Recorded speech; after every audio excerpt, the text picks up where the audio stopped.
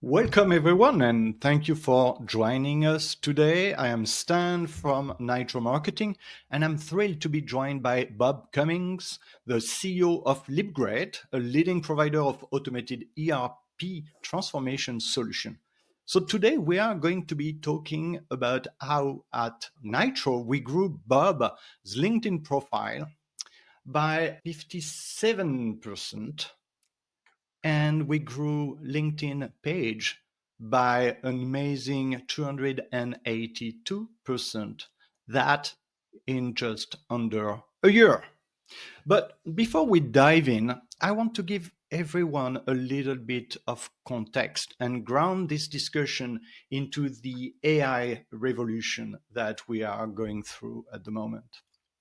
The chief economist at Indeed noted that surprisingly, for the first time, this revolution is impacting knowledge worker, unlike the previous revolution, right? And we're all knowledge worker. Recently, on April 17, and is an famous AI researcher, launched a startup called Mechanized, and his startup has for ambition to automate everything on the economy. That's the ambition of this startup. So AI is here, and whether we like it or not, there are a lot of things we just cannot control about AI. First of all, it's here to stay, whether we like it or not.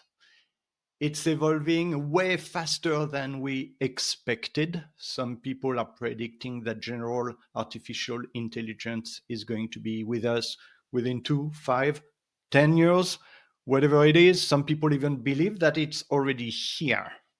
Leadership, government, CEOs don't all understand the impact of AI and don't all invest properly when it comes to AI. And in fact, nobody really knows how to tackle this problem. In your organization, AI may be banned or the tool may be poorly integrated, right? Budget may shift quietly, as we are saying today, from human to AI. A lot of people are predicting that the tariff and the recession, some people are predicting, might be an excuse to just replace people with AI. So those are stuff that we are no impact on. Your competition is using AI, right? And you cannot control that. However, and this is why we are here today, there are a lot of things you can still control when it comes to AI. And one of the first things is to train on using AI, right? So that's something we should all do. And this is something we're going to try to do today. You could automate some of the routine tasks with AI.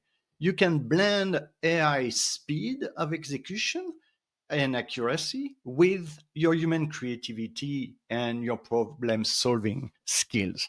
I'm a strong believer in keeping and understanding what makes us human, and it's challenging in itself, but doing that and learning to use AI properly is going to be extremely important in the years, weeks to come. Hard to say. So that's sort of the scene I wanted to set us in as we start this discussion with Bob today. I also want everyone to start by using the chat. Tell us what you've got in your mind. Tell us where you are connecting from today. Ask a question to Bob. We are lucky today to have a CEO who is just going to testify about how his company, working with Nytro Marketing, has been using some tools. Some of them have nothing to do with AI, others have a lot to do with AI to boost their sales and engagement. I'm seeing here that we have a note from Patty. Hi, Patty. Thank you for joining. And yeah, I'm excited to get us started here. So, Bob, welcome to the show. Thank you so much for being here today. And yeah, can you please introduce yourself and tell us what is LeapGreat? Yeah, thank you so much, Stan. Great to be here. Thank you for inviting me, and great to see Patty as well pop up there just now. Greetings to Boston, I guess. So LeapGreat is a fairly young company. We're a startup. In fact, I think tomorrow is our second birthday when we were registered as a company. We had been working at this even before we registered as a company for a little while. We are in the SAP space. So SAP, I think most people are familiar with, a big ERP leader in the world, a German company. We I personally and most of the people on our team have spent actually most of our careers, so mine over 35 years in SAP, in the SAP space and at SAP itself. And what we're looking to do is to use modern technologies, just like you explained, Stan, modern automation technologies, AI technologies to help the process, help companies to implement these complex systems and to speed up the implementation, remove the risks. So, yeah, excited to share our experiences of working with Nytro. We are all really technologists and definitely not marketing experts. And so when we first started working on this, we usually went through the typical things that a startup goes through, and trying to figure out our strategies, figure out our marketing. And I think what we've really learned working with Nitro is what the power is of mastering some of these tools and mastering LinkedIn and mastering the things. And so really happy to share our amazing experience with you guys. I think we've seen what really, you mentioned some of the statistics already, but we've really seen how powerful these tools can be and how they can really move our business forward. So thank you, Stan, to you and your team for your outstanding support. Thank you so much. And so we're going to dive in, but my first question is maybe why did you choose to focus on your LinkedIn presence when you You started know, working with us? Yeah, it's a it's actually a good question. I guess we didn't know a better place to start. Let's put it this way. I think LinkedIn has developed into something like the world's meeting place, right, in the world of business. So our expertise is in an area, which is, I mean, our default location where you can find us, of course, or find the people is, of course, in the LinkedIn space. And we started looking at tools and started to look at how can we improve our presence in that. And I think through yourselves, we've learned to make that much more powerful and more impactful, right? Right. So, talking about LinkedIn and the profile, and I really want this session to be as interactive as possible, I will share a few tips that everybody can use to enhance their presence on LinkedIn. If you have any question, comment, if you disagree with what I'm going to say, by all means, make it interactive and share some of the comment here. And I already see a big question coming from Patty, which I will take in a minute. But let me just start with a couple of tips, right? When you think of LinkedIn, obviously you think of the top banner that people are going to see, and using a concise summary, using your headline to say more than who you are in your job, list more than your job title, but list how you can help other and what are some of your expertise. And we are going to see an example in a minute. Pay attention to the picture that you are going to post, right? It needs to be warm, engaging, and yet professional. Very professional. That's super important. Update your contacts, right? When we change job, we often forget that LinkedIn keeps your old email address there. If you change phone number, same thing. So update your contact. It's something a lot of people forget to do. You can personalize your URL at the top, right? So rather than having 123x or something and your last name, make it nice so that people can memorize your LinkedIn URL, and probably search engine will appreciate that too. The quality of your connection. So yes, we use LinkedIn to generate leads, and yet it's important to connect with the right person, right? In your network, those connections are going to really speak volume about who you are. So pay attention to the connection and make sure you connect with the right professional contact. Compelling summary. The about section is important. And if you can, make sure you upload some of the article you have written. If you are an artist, you will upload your book. If you are a thought leader, you will upload clippings, maybe, or podcast that have been done about you. So those are a few tips. I was talking about the picture and the banner. You can see on this example, which is a real example, this person is missing a lot of opportunities, right? We don't really know. We have a job title and a name. That's it. By your position here, our friend Bob has done an amazing job. We can see that Bob works in some kind of manufacturing, large company automation. We see the logo of his company. His picture is quite personable, right? We get a sense of who he is, and yet it's a professional picture. We've got a job title, but also driving intelligence automation in manufacturing. So right there in the headline, we know what Bob is about. So yeah, congratulations. That's a good profile right here. And by the way, if you guys want to have a look at your own profile, I have developed a GPT which you will access by going to nitromarketing.com. You will see a pop-up on our homepage. Just fill in your email address and you will immediately receive a link to this GPT. You can screenshot the top of your profile, put it in it, and you will see a lot of recommendation to optimize it. And then you can engage and chat with GPT. So that's, in a nutshell, a few tips on optimizing your profile. Before we move on, let me look at the question we received from Patty. You have a lot of folks from a larger enterprise watching, forming their own business. They are not marketer when it comes to AI and wanting to use it. Where would you recommend they start when it's come to planning out their process and where to use AI? Wow, that's a deep question. Thank you so much, Patty. Bob, do you have any takes on that, or should I give it a go? Yeah, I mean, maybe what I can do is from the business process side, I can talk, say a few Yeah. words on it. Maybe you can take it from the marketing side. That's not really my expertise so much. That's why we worked with Nytro to really leverage what you guys are doing. But I think the best place to start using AI, in my mind, is to start small and to start in the area of automation. Okay, what do I mean by automation? So automation is nothing new. Automation has been around for a very long time. Sometimes one calls it RPA, robotic process automation. Um, but now the difference in the robots or the bots that you use is they're becoming smarter. So you can hook them up to an AI engine and you can make them. So in the past, it was really about, automating repetitive tasks. Now it's really about starting to think, like looking at an invoice and recognizing what's written there and making assumptions and then, paying the invoice and stuff like that.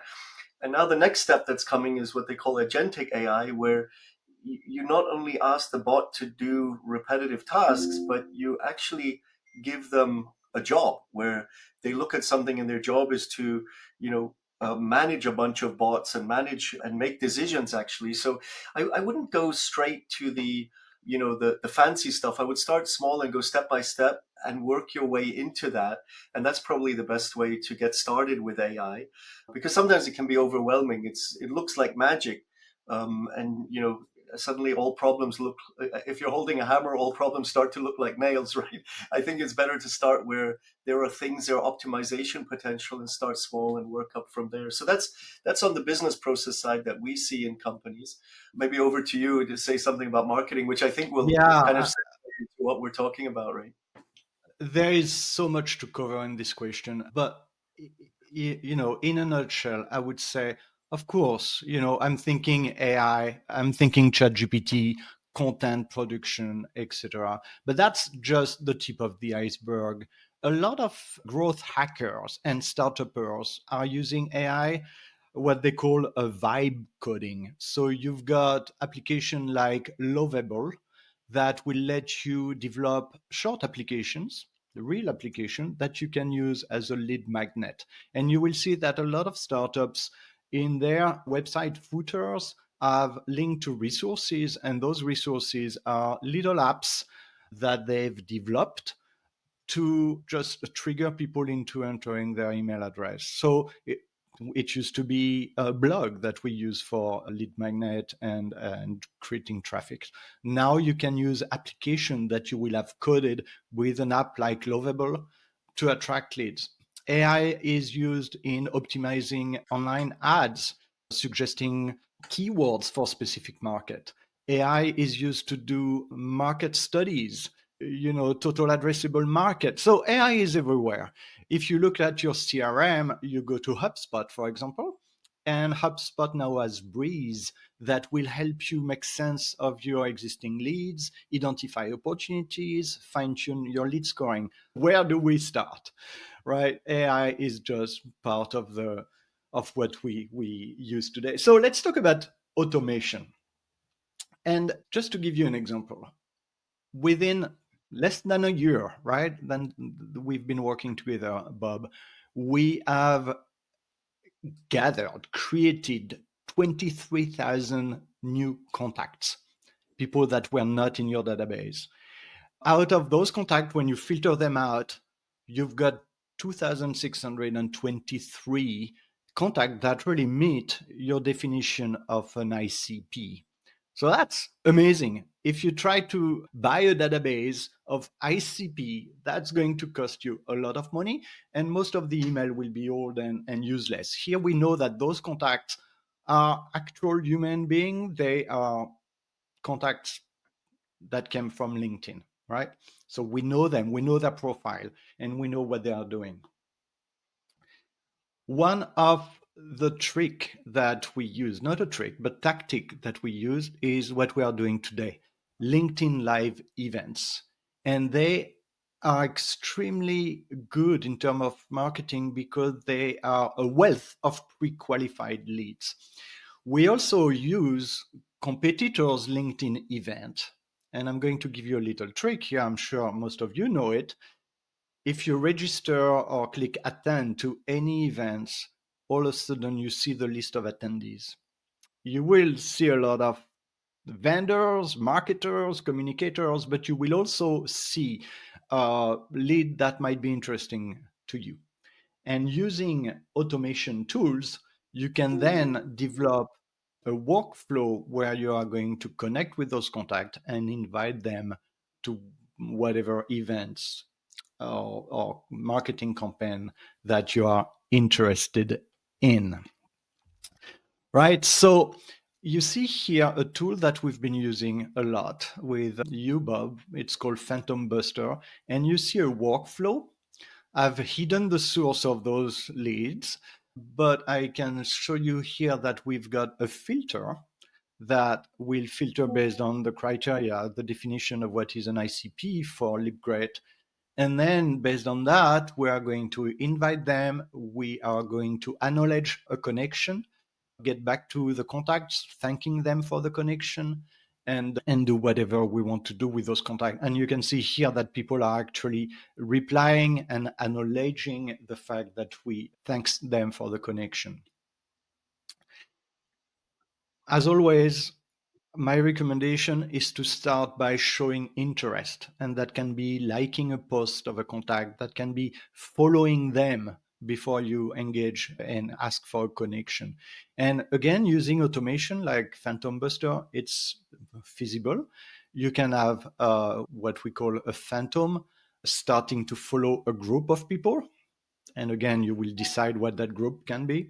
And then you can also have a phantom, which is going to be connecting with those people after a couple of days of following them. You can also use different kind of search on LinkedIn, either using Sales Navigator or just a basic search to connect with the people that meet your criteria. So automation is incredible, but it does not stop here. And yeah, sorry, Bob, I'm just remembering when you talk about, using LinkedIn, that you shared with me an experience where one of your contact at Caterpillar really reached out to you. Do you want to share that with the audience? Yeah, sure. So Stan, I think when we were started together, I honestly was a little bit skeptical about this automation because you heard the saying spray and pray, right? You just go all over and hope that it's like spreading a net, and you don't know what you're going to catch, right? But my my priority with you guys was like kind of preserving our genuine brand voice, and you guys crafted a message, and then you used all of these technologies, right, to go out there. And I started to see really the contact count, as you showed, really go up. And I know that automation is doing that, but I made sure that every single one of them, and by the way, there are thousands. Every time I saw somebody accept a connection, I would always make a point to say thank you and go in there, just so that they have the feeling that this is not just a robot, right? And it makes a difference because then somebody reaches back and you start to have a huge. So I would say that was one learning. And this one example you mentioned is a company which is exactly in our ICP. So we're looking for North American manufacturers, and somebody who we would never have come across, suddenly reached out and said, "Hey, thank you for this connection. I looked into this. It looks interesting what you have." And now we have a genuine qualified lead, right, with that person. There are bunches of those, right? And of course, you have to spread the net wide, but I would just say you have to kind of, I would say, shape the uh, keep the human in the loop, make sure the human is in the loop, Mm. because AI is marvelous, right? It's amazing what it can do, and it keeps getting more and more amazing. But I don't think it will ever completely replace the human in this thing. You need to make sure that you somehow have your finger on the pulse and make sure that because otherwise you notice it yourself when something feels really sterile when it comes at you. But when you start to have interaction and it starts to feel real, so this was a great example, right, of what came out of that campaign, right? Absolutely. And kudos to you because, it's rare to have a customer who really plays along with us. You let us experiment. You, in fact, engage us to innovate and experiment with LeapGreat, but you stay in the middle of all that. You get involved. You, as you said, you will pick up the conversation and make sure that you engage with all those contacts. And this is great. This really makes a ton of a difference. HubSpot played a central role here. And yeah, I would be interested to hear how have you been using KPI, scoring, and segmentation in your business? Yeah, so HubSpot is really central and pivotal to what we do. And I mean, you guys at Nitro set up the detailed, KPIs for what we could do, the comprehensive lead scoring and clear persona segmentation. And we immediately saw improved clarity and effectiveness in our pipeline, right? And our sales rep knew exactly which leads were priority based on their engagement and readiness scores. So, and that can lead, to much more effective conversions. So we saw immediately that it led to higher conversions and efficiency, and focused our time. Because if you do this wrong, you can waste a lot of your own time and effort and resources because you're running after everything that moves, which of course is not the idea. It's like that old saying, that 80%. I forget what the percentage says. 80% of advertising investment is wasted. You just don't know which 80%, right? That's the old Yeah. joke in advertising, right? But it's a little bit the same. These machines are very powerful, but you want to make sure that it stays focused and qualified as soon as possible. And this is where it really helps us, right? Right. Well, thank you for saying that. And let me share a few screen here. So, first of all, it's important to note that what's great about HubSpot is that you can easily customize the tool to make it work for what you want. And what we've done here is that we have added a couple of fields to make sure that it meets what we do on LinkedIn. One of the fields that we use within a workflow will keep track of who has attended one of the events. And I will show you a slide. It's quite interesting to see that a lot of people click attend to an event and they will come back, right? Another field that we have customized is to see who's connected with whom. And we can track now all the people in HubSpot connected and the level of connection with you, Bob, which is quite interesting. A little bit of stats here. We have directly from LinkedIn only, we've created 55 MQL, SQL or opportunities. And we have on the database imported. We don't import everything that is on PhantomBuster. 147 ICP, which we've identified as being prospects. So that's gold right here. I don't know if you guys can see this table, but you will see that we've got, you can see the job titles we are talking about here, which are pretty interesting. You can see the life cycle stage, the number of events, and some of the leads here have attended several events in a row, which is amazing. You can see that we've developed a score and we're scoring negatively and positively. I will come back to that in a minute. And as I was saying, we see the connection level with you. Why is it important? Because as your sales are going to be prospecting and qualifying those contacts that marketing has qualified, they will click on, we have also a field with a LinkedIn profile. So it's easy to go directly from HubSpot to LinkedIn to learn more about the contact.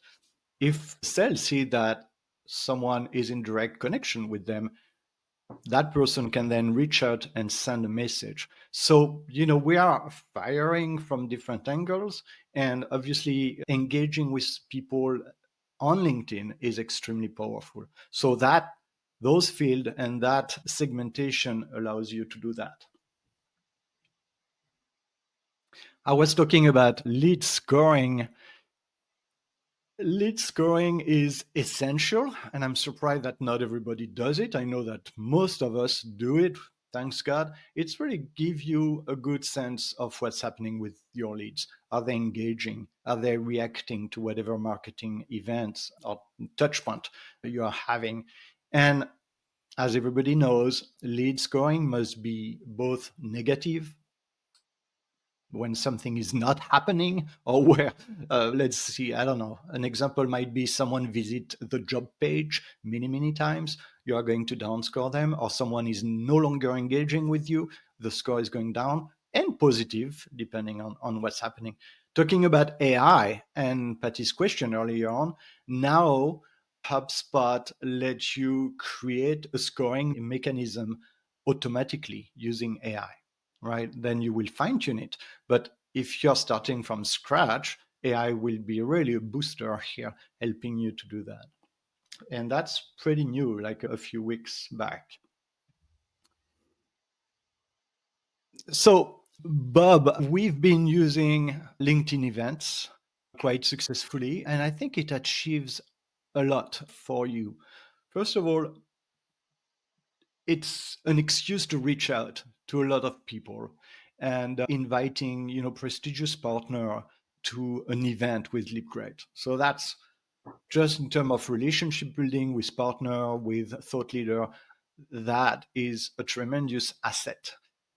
Obviously, in terms of lead gen, it's quite interesting. You can see on this event here, we had 211 people clicking attend, registering for the event.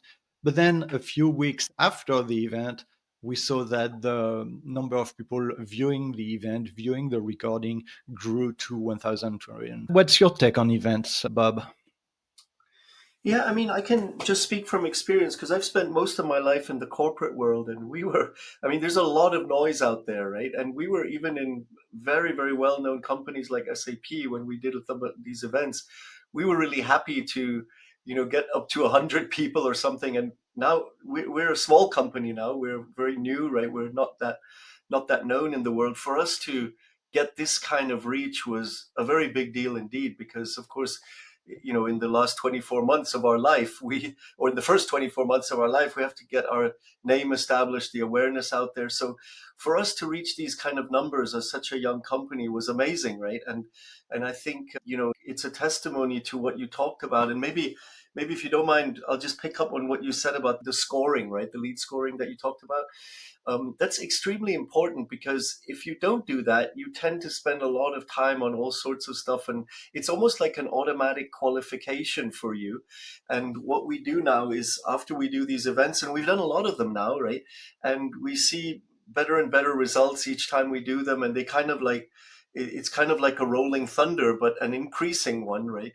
That we get more registration, more views, and then people going back and seeing the older recordings. and it really gets our message out there. And we've seen things come back. We've seen the scoring on in general, in total, go up a lot.